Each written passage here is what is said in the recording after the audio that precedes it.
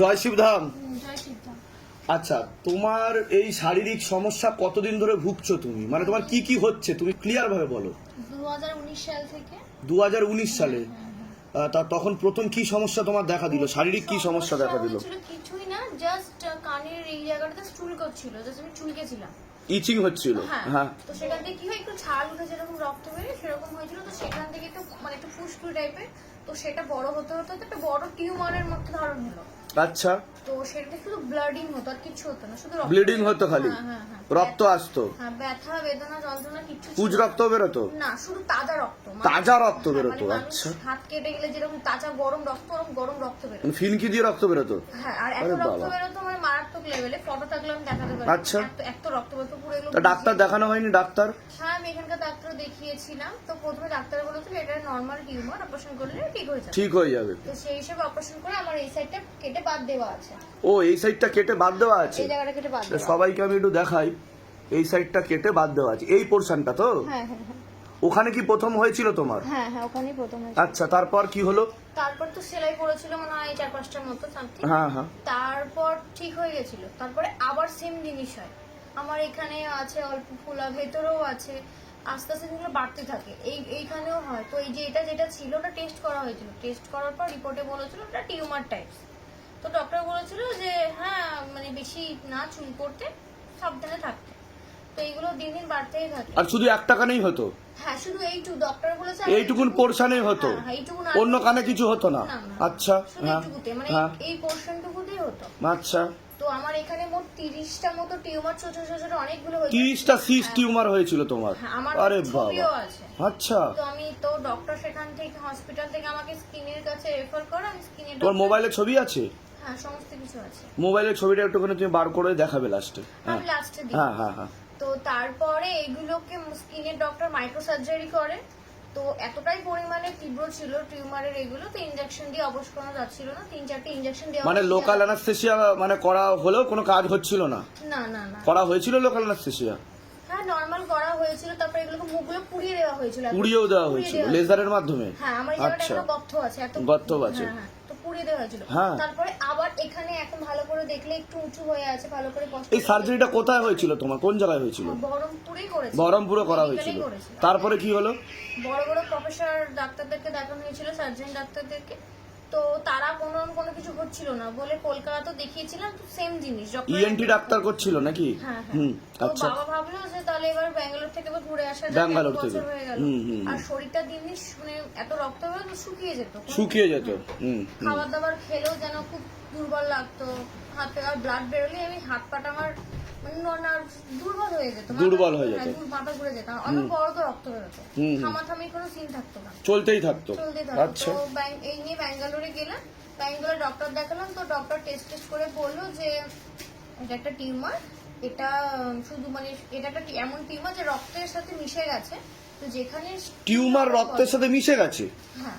আচ্ছা, তো যেখানে নরম জায়গা পাবে তো সেখান থেকেই বেরোবে, সেখান থেকেই বেরোতে পারে? হ্যাঁ, মানে যদি আমি চুলকে মানে এই ডিজিজটার নাম কি? কোনো কিছু ওরা বলেছিল যে কোনো রিপোর্টে লেখা আছে? ডিজিজের কোনো নাম বলেছিল? হ্যাঁ, বলেছিল, আমার রিপোর্টে লেখা আছে, আমার এখন মনে নেই। আচ্ছা।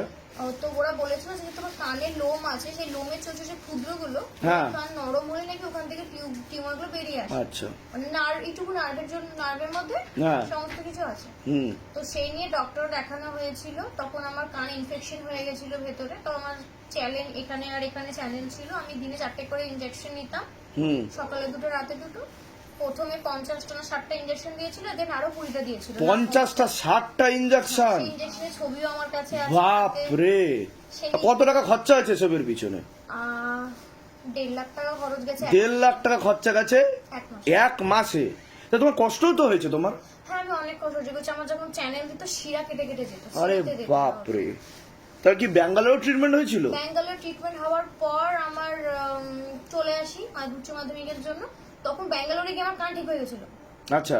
শুধু ইনফেকশনটা কাটানোর জন্য করা হয়েছিল, টেস্ট করা হয়েছিল। তো ওখানকার ডক্টর বললো যে এটা একটা এমন টিউমার যে মানে ঠিক বলছে যে নিজের ইচ্ছা হয় কি গরমের মধ্যে বেশি অতিরিক্ত গরম পড়লে কান মানে একটু চুলকোতে শুরু, মানে ডাক্তারি ভাষায় এটাই বলা হচ্ছে? হ্যাঁ হ্যাঁ, ডাক্তারি ভাষায় এটাই বলছে যে নার্ভের সাথে মিশে গেছে, নরম জায়গা পেলেও বেরোবে। আর লাস্ট তুমি কবে শিবধামে এসেছিলে, কবে লাস্ট এর আগে? আমি লাস্ট সিদ্ধম এসেছিলাম মনে হয় আগের বছরের মার্চ কি ফেব্রুয়ারিতে। আচ্ছা, তা তখন তো তোমাকে শিবধাম থেকে কিছু নিতে বলা হয়েছিল এবং তেল এবং অন্যান্য কিছু দেওয়া হয়েছিল, তা সেগুলো কি তুমি কোনো অ্যাপ্লাই ট্যাপ্লাই কিছু করেছিলে? আর প্রথম তেলটা একটু দিতাম, তো আমার কানে একটু অসুবিধা হতো, কারণ ছোট থেকে আমার একটু কানের প্রবলেম ছিল ভেতরে। তো কানের পর্দা একটু মানে তো সামান্যতম দিতে বলা হয়েছিল। হ্যাঁ, প্রবলেম হতো বলে তেলটা খুব একটা দিতাম না। তারপর মাঝে বন্ধ হয়ে গেছিল। তারপর আমার আপাতত গত 2 বছর আমার কানের প্রবলেম হচ্ছে না, কিন্তু ইদানিং আমার কানটা প্রবলেম হতে শুরু করেছে। ইদানিং কতদিন ধরে প্রবলেম হচ্ছে তোমার কানে? এই মানে ইদানিং মানে ওই থেকে মাঝে 2 বছর, মানে টানা 2 বছর হয়নি তা না, থেকে হতো। মানে থেকে হতো, যখন ট্রিটমেন্ট করাতে ঠিক হয়ে যেত বা ওরা সার্জারি করে ঠিক করে দিত, তারপরে আবার কিছুদিন ঠিক থাকতো, তারপরে আবার যে কেসে আবার উৎপন্ন হচ্ছে সেখান থেকে, মানে ছত্রাক, ব্যাঙের ছাতার মতো অবস্থা। তো এখানকার ডক্টর বলেছিল আমার কানটা পুরো কেটে উল্টে অপারেশন করে দেখবে যে ভেতরে অ্যাকচুয়ালি কি হয়েছে। ওরে বাবা, মানে কানটা পুরো কাটবে, কেটে দেখবে ভিতরে কি হয়েছে, তারপরে সেলাই করে দেবে। হ্যাঁ, তারপর আবার জোয়া লাগিয়ে দিত। সেই ক্ষেত্রে বাবা রাজি হয়নি। তারপরটা এখানে আসা হয়েছিল, তো তারপরটা এখানে এসেছিলাম। তো তারপর 2 বছরে টানা হয়নি তা নয়, মানে হতো, চুলকতো, কিন্তু মানে লাল হয়ে যেত, ফুলে যেত, চুলকতো, এরকমই হতো, ইচিং করতো। তো আমি খুব সাবধানে থাকতাম। আর আজকে তোমার কি ঘটলো, এটাকে তুমি কি বলবে? তুমি তো একটা লেখাপড়া জানা শিক্ষিত মেয়ে। এর আগের দিন তোমার মায়ের দেখলে, তোমার মায়ের যেমন ঢাক বাজলে ভরের মতো হতো, তা কালকে একটা প্রেত এসেছিল, সে নিজের ব্যাখ্যাও দিল। তোমার মায়ের তো সাইকোলজিক্যাল মেন্টাল প্রবলেম দেখোনি কোনোদিনও? দেখেছো কি? তাহলে আজ তোমার মায়ের কালকে হলো, আজকে তোমার কি হলো সেটা তুমি বলো। আমি নিজে বুঝতে পারছি না আমার কি। তুমি কেন কাঁদছিলে? তোমাকে কি আমি মেরেছিলাম? আর তোমাকে যখন বলছিলাম আমার চোখের দিকে তাকাও, তোমার ডান কানে আমি ফুঁক দিচ্ছিলাম, তখন কি হচ্ছিল তোমার শরীরে? শুনে থেকে আমার কেমন হাত পা কাঁপতে শুরু করে, আর ভেতরটা কেমন মানে ফেটে আসছিল, ভেতর থেকে কান্নাটা বেরিয়ে আসছিল। অটোমেটিক্যালি হচ্ছিল এটা? অটোমেটিক্যালি আমি জায়গায় আটকাতে পারিনি। আমি কেন কাঁদছিলাম আমি নিজেও জানি না। তারপরে আমার কিছু মনে নেই, কোনো সেন্স নেই। না। তুমি শুয়ে পড়েছো সেটা তোমার মনে আছে? লাগলে আমার মাথাটা খুব যন্ত্রণা করছে। আচ্ছা, তা তুমি যখন শুয়ে পড়েছিলে তুমি উল্টো মানে খুব চিৎকার করছিলে, সেগুলো তোমার মনে আছে? আবঝা কিছু মনে পড়ছে আমার, প্রপারলি মানে পুরো মনে নেই? না, পুরো মনে নেই। আচ্ছা মনে পড়ছে। ঠিক আছে। মানে আমি নিজে ভাবতে পারছি না যে আমার শরীরে এতগুলো বছর ধরে এরকম একটা জিনিস আছে। মানে আমি কোনোদিন ফিল করিনি। হ্যাঁ, রাত্রেবেলা অনেক কিছু ফিল করতাম, আমি তুমি কি ভূত প্রেতে বিশ্বাস করো? ভূত প্রেত বলে কোনো জিনিস আছে? কারণ তুমি নিজেও গলায় তুলসীর মালা পরে আছো, তুমি ঠাকুর দেবতাকে বিশ্বাস করো, ভূত প্রেত বলে কিছু আছে? আমি নেগেটিভিটি ফিলও করি, আমি দেখতেও পাই, আমি বুঝতেও পারি। আর শিবধামে আগের বার যেগুলো বলা হয়েছিল, মানে তুমি যখন প্রথমে এসেছিলে তোমাকে ক্রিয়া করানো হয়নি, তা তোমাকে কিছু ভবিষ্যৎবাণী, অতীতবাণী এবং বাবা যা আদেশ লাগে সেগুলো আমি বলি, আমি নিজে কিছু বলি না। তা সেগুলো কি আদৌ তোমার মিলেছিল? তোমার বাস্তবিক অভিজ্ঞতা দিয়ে বলো। বাস্তবিক অভিজ্ঞতা দিয়ে বলছি, সবই মিলেছিল। তো এমন কিছু জিনিসও বলা হয়েছিল যেগুলোতে আমি খুব সতর্ক হয়ে গেছিলাম, আর সেইভাবেই নেক্সট স্টেপটা ফেলছি। তো অনেক কিছু আস্তে আস্তে রিয়েলাইজ করতে পারছি আমার পার্সোনাল লাইফের দিক দিয়েও। এটাই। ঠিক আছে, বলো জয় শিবধাম। জয় শিবধাম। ভালো থাকো, সুস্থ থাকো, ধামের তরফ থেকে অনেক অনেক আশীর্বাদ। জয় শিবধাম। জয় শিবধাম। আপনারা দেখতে পাচ্ছেন আমরা আজকে একটা কেস স্টাডি নিয়ে এসেছি। আপনারা সকলেই জানেন যে শিবধাম ক্যান্সারের উপর রিসার্চ করছে এবং সিস্ট টিউমার এবং এই ধরনের যে ঘটনাগুলো ঘটে থাকে আমাদের স্থূল শরীরে, আমরা কিন্তু জেনারেলি সূক্ষ্ম শরীরের উপরই কিন্তু এই রিসার্চটা চালিয়ে যাই। 3 প্রকারের শরীর রয়েছে: স্থূল শরীর, সূক্ষ্ম শরীর এবং কারণ শরীর। সূক্ষ্ম শরীরে আমাদের 7টা চক্র থাকে, আমরা স্পিরিচুয়াল হিলিং করি এবং নেগেটিভিটি বাধা, ভূত প্রেত, জিন জিন্নাত, যেগুলোকে নিম্ন স্তরের, এগুলো শুধুমাত্র নাম একটা, যেগুলোকে নেগেটিভিটি বাধা বলা হয়ে থাকে, এবং কুপিত বায়ু, যেগুলো আমাদের শরীরে থেকে কিন্তু বিভিন্ন রোগাদি সৃষ্টি করে, রোগাদি উৎপন্ন করে। তো আজকের ভিডিওতে আপনারা কি দেখলেন যে একটি মেয়ে, তোমার বয়স কত? 23-এর কাছাকাছি। 2019 সাল থেকে তুমি বলছিলে বোধহয় তোমার এই সমস্যাটা, এখন 2025 সাল চলছে, মে মাস। তো এই সমস্যা কি? ডান কানে যে কান দিয়ে ধরা হলো যে ভূত প্রেতের ঢোকার জায়গা। আমি এর আগে বহুবার প্রেত বিজ্ঞান রহস্যতে বলেছি যে ভূত প্রেত কোন কোন জায়গা দিয়ে ঢুকতে পারে। চোখের মধ্যে দিয়ে ঢুকতে পারে, কানের ফুটোর মধ্যে দিয়ে ঢুকে যেতে পারে, হাতের তালুর মধ্যে দিয়ে ঢুকতে পারে, পায়ের তলা দিয়ে ঢুকতে পারে। তো এখানে এক্ষেত্রে যে আদেশ এসছে মায়ের আদেশ এবং বাবার আদেশ, তাতে দেখা যাচ্ছে যে কানের মধ্যে দিয়ে, বিশেষ করে ডান কানের মধ্যে দিয়ে কিন্তু নেগেটিভ এনার্জি প্রবেশ করতো, এবং তার প্রভাব প্রয়োগের কারণে কি হলো আপনারা তো দেখতে পেলেন। আমরা সেটা কিন্তু করে দেখালাম, শিবধামে করে দেখানো হলো। এটাকে বলা হচ্ছে স্পিরিচুয়াল হিলিং। আপনারা দীর্ঘদিন ধরে জুড়ে রয়েছেন শিবধামের সাথে। এবার আমি বলবো, এই যে তুমি তো, আমরা তোমার কাছ দিয়ে শুনলাম পুরো ব্যাপারটা, তো তুমি একটুখানি আমাদের যে ভক্তগণ আছে, দর্শকগণ আছে, তাদেরকে দেখাও যে তোমার ওই সময় 2019 সাল থেকে কি কি স্টেজ গেছে, তুমি কোথায় ট্রিটমেন্ট করিয়েছো, কতগুলো ইনজেকশন দেওয়া হয়েছে, তুমি পর পর একদম প্রথম থেকে শুরু থেকে তুমি যদি একটু দেখাতে, তাহলে সবাই বুঝতে পারতো। এই যে আমার এরকম ভাবে ব্লাড হতো, এরকম ভাবে ব্লাড হতো, ওরে বাবা, মারাত্মক ভাবে ফিনকি দিয়ে রক্ত বেরোচ্ছে। আচ্ছা, দেখুন কিভাবে ব্লিডিং হচ্ছে, দেখুন কিভাবে ব্লিডিং হচ্ছে, দেখুন আপনারা বুঝতে পারছেন কিভাবে ব্লিডিং হচ্ছে। এবং মানে ব্লিডিং কে চলতেই থাকতো, বন্ধ হতো না, ননস্টপ চলতে থাকতো। আচ্ছা, অনেক কষ্ট হবে চেপে চেপে ধরে, খবর আমাকে ইনজেকশনও নিতে হয়েছে রক্ত বন্ধ করার জন্য। আচ্ছা, ওই পজ বলে একটা ট্যাবলেট পাওয়া যায়, ইনজেকশন নিতে হয়েছে, ওটার ইনজেকশন তোমাকে নেওয়া হয়েছে, নিতে হয়েছে, মানে ওরালেও কিছু হচ্ছে না, কাজ হচ্ছে না, ট্যাবলেট কেউ কাজ হতো না, তখন তোমাকে ইনজেকশন দেওয়া হতো। আচ্ছা, তুমি বলছিলে যে অনেকগুলো নাকি তোমাকে ইনজেকশন দেওয়া হয়েছে, সেটা কোথায়, তার ছবি কি তোমার আছে, কোনো প্রমাণ আছে? হ্যাঁ, এই যে সকলকে দেখানো, দেখুন কতগুলো ইনজেকশন দেওয়া হয়েছে। দেখুন কেন এতগুলো ইনজেকশন কেন দেওয়া হলো তোমাকে, কি কারণে? ইনফেকশন হয়ে গেছিল, কানে ইনফেকশন হয়ে গেছিল, কি কারণে তারা ধরতে পারেনি যে কি কারণে ইনফেকশনটা হচ্ছিল? একবার না, তুমি বললে যে বারবার হচ্ছে, যখন আমরা ট্রিটমেন্ট করানো হচ্ছে সেটা ঠিক হয়ে যাচ্ছে, আবার কিছুদিন পর গিয়ে ওটা হচ্ছে। তা সেটা ডাক্তার কি বলেছে, এটা কেন উৎপন্নটা, কারণটা কি, তারা ডাক্তার কি বলতে চেয়েছে? ডাক্তার বলছে যে এটা খুব রেয়ার একটা জিনিস, রেয়ার ডিজিজ। ব্যাঙ্গালোরে যখন আমি গেছিলাম, ওটা রেয়ার, ওটা 100 জনের মধ্যে ওই 500 জনের মধ্যে মতো হয়। আচ্ছা, তো এটা কারোর কানে হয়। তার এই ট্রিটমেন্টটা কি, শুধুই কি সার্জারি আর ট্রিটমেন্ট? হ্যাঁ, হয় মেডিসিন খেয়ে থাকতে হবে, নাহলে সার্জারি, আর নইলে যখন হবে তখন সার্জারি করতে হবে, কারণ মেডিসিন খেলে তো আমার শরীরে একটা এফেক্ট হবে, যেহেতু এটা ড্রাগস, ওষুধ একটা। অবভিয়াসলি। আচ্ছা, তো আর তুমি যদি কিছু চিত্র দেখাতে সকলকে, যে তুমি কি কি স্টেজের মধ্যে দিয়ে গেছো এবং কতটা তোমার পেনফুল লাইফ ছিল, কারণ এই কেস স্টাডিটা তুলে ধরা হচ্ছে, যাদের সাথে এটা হয় কেবলমাত্র তারাই বোঝে। দেখুন কিভাবে রক্ত পড়ছে, দেখুন কিভাবে রক্ত, এগুলো ক্রমাগত কতদিন এরকম ব্লিডিং চলেছে তোমার? আমার এরকম 19 সাল থেকে টানাই চলতো। টানাই চলতো তোমার? তাহলে তো তোমার শরীরের রক্ত তো কমে গেছিল, অনেক কমে গেছিল তোমার শরীরের রক্ত। আচ্ছা, আর কিছু তুমি ছবিগুলো? এটা হচ্ছে আমার এখানে চ্যানেল ছিল এই হাতে একটা। এটা কোথাকার ছবি, কবেকার ছবি? ব্যাঙ্গালোরের ছবি। ব্যাঙ্গালোরেরই ছবি। কোথা থেকে তুমি ট্রিটমেন্ট করিয়েছিলে? ব্যাঙ্গালোরে, মণিপাল থেকে। আচ্ছা, তোমাকে ইএনটি রাই সার্জারি করতো, পুরো ব্যাপারটা ইএনটি রা দেখতো? কোনো সার্জারি করিনি, মণিপালে বলেছিল সার্জারি ছাড়া চেষ্টা করব যাতে ঠিক হয়ে যায়। ঠিক হয়ে যায়, সার্জারি করার কথা আমাদের এখানে বলেছিল। এটা ধরো টেম্পোরারি রিলিফ হচ্ছিল, পার্মানেন্ট সলিউশনের জন্য ওনারা কিছু বলেননি তোমাকে যে কি করলে পার্মানেন্ট সলিউশন হয়ে যাবে? না, বলেছিল এটা একটা সলিউশন যে হলে অপারেশন করতে হবে সামথিং। তারপর আমার এখানেও একবার এই যে এখানে দেখানো হোক সবাইকে, একটুখানি ক্লোজ ভিউতে দেখানো হোক যে কিভাবে এটা, কি কে হয় তোমার? বাবা হয়। আচ্ছা, বাবার সাথে মেয়ের ছবি দেখুন কিভাবে চ্যানেল করেছে এবং কতটা পেনফুল, 23 বছর বয়স এবং কি স্টেজ দিয়ে যাচ্ছে। তাই এটা কি ম্যালিগনেন্সি টেস্ট করা হয়েছিল যে ক্যান্সারের সেল খোঁজার জন্য বা কিছু? বলেছিল যে এই টিউমার থেকে ক্যান্সার হবে না, হবে না সেটা বলেছিল, কিন্তু কোনো পার্মানেন্ট সলিউশনে তো যাচ্ছিল না। তখন আমার বয়স আরো কম ছিল, আরো কম ছিল, 19-20 হবে। 19-20 হবে। আচ্ছা, আর ছবি দেখাও তুমি। এই যে আমার এখানে যে এতগুলো টিউমার ছিল। আচ্ছা, মানে ছোট ছোট সিস্ট হতো, সেগুলো টিউমার আকারে আপনি দেখতে পাচ্ছেন।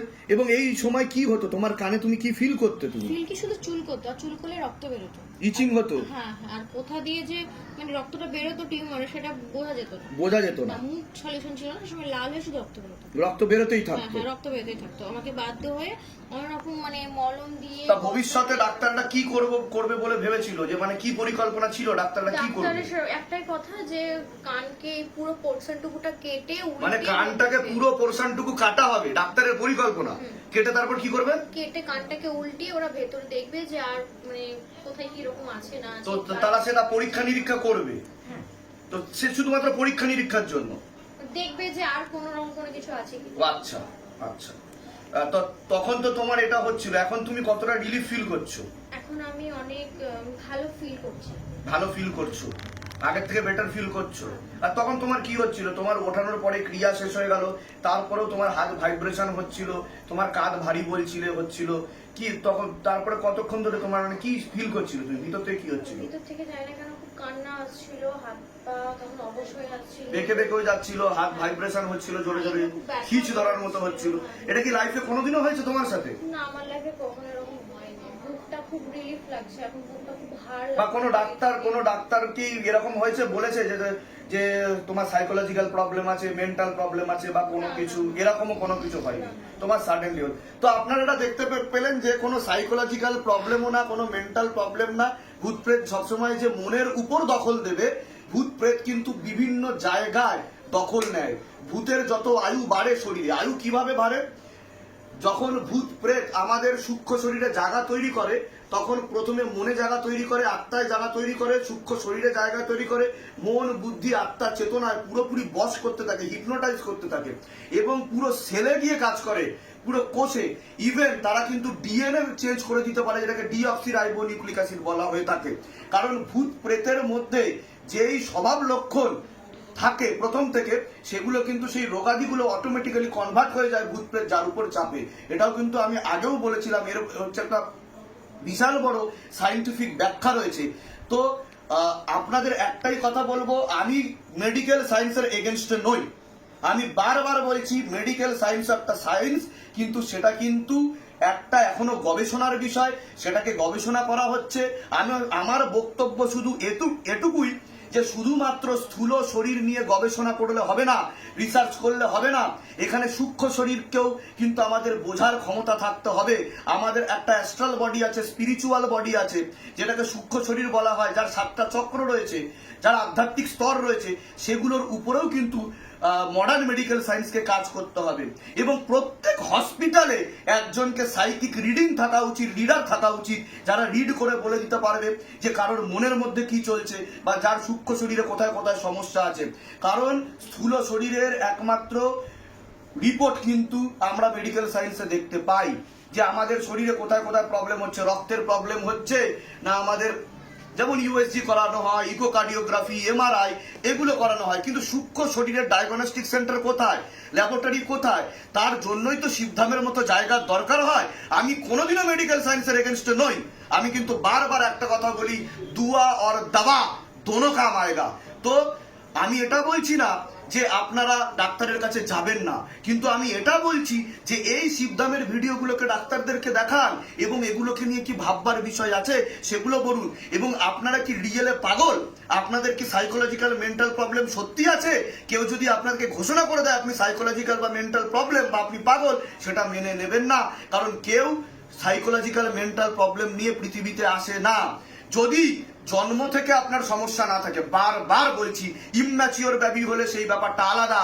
যদি আপনি সুস্থ স্বাভাবিকভাবে জন্মগ্রহণ করে থাকেন, তারপরে বিভিন্ন ইয়ারে বা বিভিন্ন সময় যদি আপনার সমস্যা তৈরি হয়, তার মানে বুঝতে হবে something really wrong going on with you. তো এটা কিন্তু ভালো করে বুঝতে হবে যে আপনার সাথে নিশ্চয়ই কোনো কিছু হচ্ছে। তো সেরকম ভাবে আপনারা একজনের শরণাপন্ন হন যে স্পিরিচুয়াল প্র্যাকটিস করে, অথবা আপনারা শিবধামে আসতে পারেন, অবশ্যই শিবধাম সহায়তা করবে। জয় শিবধাম। হ্যাঁ বলো। জয় শিবধাম। এই যে কিভাবে থাকতে হতো আরেকবার দেখুন, এইভাবে থাকতে হতো। আমাকে এইভাবে থাকতে হতো। আচ্ছা, সময় আমার কানে এরকম ব্যান্ডেজ করা থাকতো, আর এরকম চুল আমার এই পোর্শনটা পুরো থাকতো না, পুরোটা কেটে বাদ দিয়ে দেওয়া হয়েছিল। মানে পুরো কেটে বাদ দিয়ে দেওয়া হতো? চুলটা পুরো কেটে বাদ দিয়ে দেওয়া হতো, আর এরকম ভাবে ব্যান্ডেজ করে রাখতে হতো সব সময়। ঠিক আছে, এটা আমার 23 সালের কথা। 23 সালের কথা। তুমি সুস্থ থাকো, ভালো থাকো, শিবধামের তরফ থেকে অনেক অনেক আশীর্বাদ। ঠিক আছে, আর তুমি শিবধামের নামও প্রচার করবে।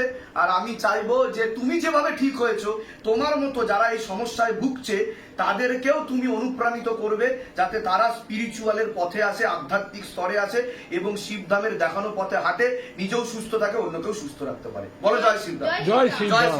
জয় শিবধাম।